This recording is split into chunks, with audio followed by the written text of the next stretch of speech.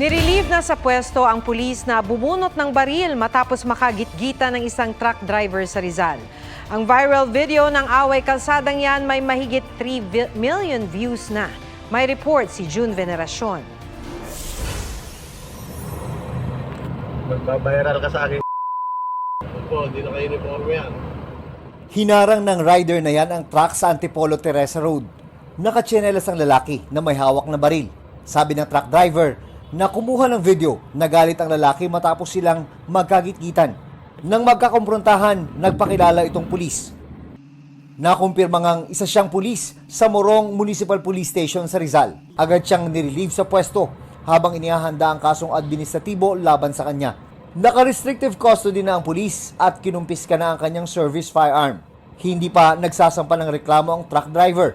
Sabi naman ng pulis sa kanyang hepe, galing siya sa Antipolo City at pabalik na sa Morong noong June 16 nang umovertake at ikat siya ng 16-wheeler. Pinahinto raw ng pulis ang truck pero 2 beses siyang hindi pinansin. Binunot na niya yung baril niya kasi natatakot siya baka siya ay banggain na po nitong truck driver. Yung pagbunot ng baril na is mali yun.